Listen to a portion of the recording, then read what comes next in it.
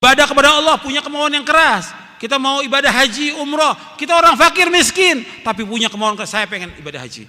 Meskipun saya nggak punya apa-apa miskin, tapi tetap saya pengen ibadah haji. Minta kepada Allah, pasti Allah akan kabulkan. Saya miskin nggak punya apa-apa, tapi saya pengen umroh. Allah akan kabulkan doa itu. Jangan bilang, ingat deh, jangan bilang gini, ya saya orang miskin nggak punya apa-apa, gimana saya bisa ibadah haji? Jangan mengatakan demikian. Apalagi mengatakan saya orang fakir miskin, nggak mungkin saya ibadah haji, nggak mungkin. Allah Maha berkuasa atas segala sesuatu.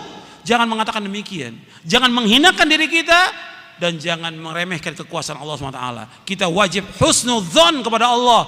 Allah akan memberikan segala macam kepada kita semuanya. Yakin seorang yang beriman demikian. Yakin Allah pasti membantu kita. Umpamanya sekarang kita baca buku. Saya ini udah bertahun-tahun nggak bisa hafal ini juz amma. Kita punya kemauan keras. Orang lain kenapa bisa hafal juz amma? Kok kita nggak hafal? Harus bisa. Minta tolong kepada Allah. Jangan lemah. Harus bisa. Orang Islam seperti itu.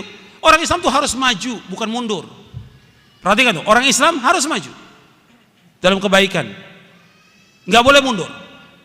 Makanya Ibnu Qayyim, perhatikan di sini. Tolong perhatikan. Ketika membahas ayat dalam surah dalam kitabnya Madarijus Salikin, liman syaa'a minkum ayataqaddam aw yata'akhkhar. Bagi siapa yang Allah yang berkehendak untuk maju atau mundur. Kata Ibnu Qayyim rahimahullah rahmatan wasi'ah, orang muslim dia harus maju, nggak boleh mundur dia.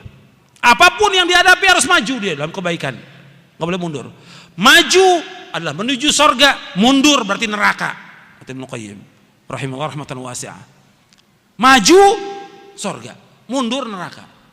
Makanya kita harus maju orang Islam, berkemauan keras kepada yang bermanfaat, mencari nafkah manfaat.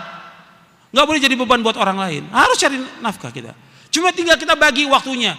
Waktu kita buat ibadah kepada Allah, waktu buat membaca Al-Quran, waktu kita buat nuntut ilmu, waktu buat mencari nafkah, waktu buat istri kita, waktu buat anak, waktu buat hadir majelis taklim. Harus kita ngatur waktu. Waktu kita buat olahraga, ada waktu. Tinggal pandai nggak kita mengatur waktu itu. Kalau kita pandai mengatur waktu, kita akan jadi orang yang sukses, orang yang beruntung kita. Ibadah kepada Allah punya